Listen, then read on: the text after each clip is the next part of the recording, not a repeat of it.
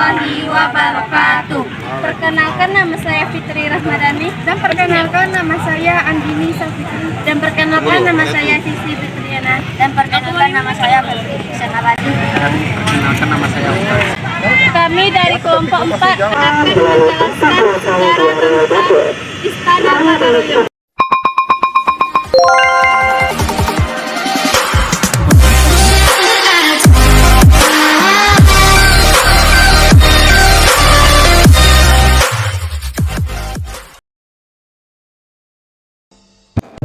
Istana Pagaroyong atau yang bernama resmi Rumajada Istana Desa Pagaroyong.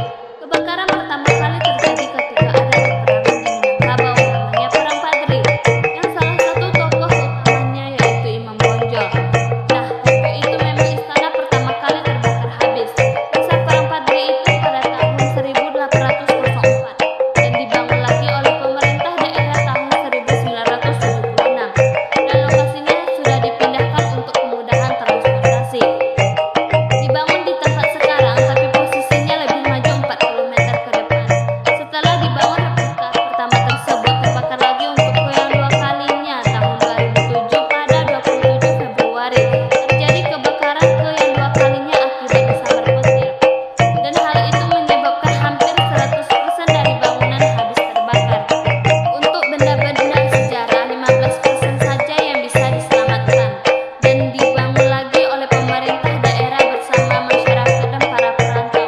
Dan dibangunlah kembali replika yang kedua. Istana dibangun kembali pada tahun 2008 dengan memakan waktu 5 tahun.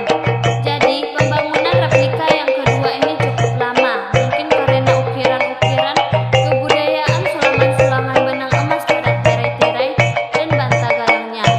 Dan atapnya dari ijuk juga memakan waktu yang lama. 5 tahun pembangunan istana untuk replika yang kedua. Pada zaman Bapak SBY, Presiden Indonesia yang meresmikan. Jadi dulu istana berfungsi sebagai tempat keluarga raja dan pusat pemerintahan. Namun sejak replika pertama sejak tahun 1976, fungsi istana sudah beralih menjadi museum sebagai media pendidikan dan tempat wisata juga. Dan sekarang sudah dibawa jadi Dinas Pariwisata Kabupaten Tanah Datar. Istana terdapat 3 lantai dan 72 tiang. 72 tiang bermakna ada 72 nagari atau desa dulunya di Minangkabau. Masing-masing nagari atau desa akan memberikan satu batang tiang. Yang berwarna kuning yang paling besar berada di tengah-tengah istana namanya Tonggak Tua. Mengapa namanya Tonggak Tua? Karena diambil di desa tertua di Minangkabau. Dan itu salah satu desa terindah di dunia namanya Nagari Tua Pariangan. Nah, waktu terjadi kebakaran tahun 2007, yang itu berhasil diselamatkan dan dipulangkan kembali ke Pariangan. Nah, ketika istana dibangun lagi tahun 2008, dijemput lagi tiang itu di Pariangan dan nama prosesi adatnya menjemput Tonggak Tua atau menjemput Tonggak Tua. Waktu sebelum didirikan ada lagi prosesi adatnya menyembelih kerbau dan kepala kerbau ditaruh di bawah tiang tersebut untuk tolak bala.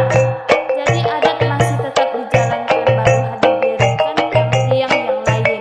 Dari 72 tiang, hanya 1 tiang saja yang lurus, yaitu tiang Tonggak Tua atau tiang utamanya. Dia yang pertama kali didirikan sewaktu mendirikan istana. 71 tiang yang lain dia agak miring kiri dan kanan sesuai arah mata angin. Istana yang asli atau rumah gadang yang asli bangunannya didesain tanpa paku, hanya menggunakan sistem pasak saja. Kalau nantinya terjadi gempa, hanya bergeser saja. Setelah gempa usai, istana akan kembali ke posisi semula.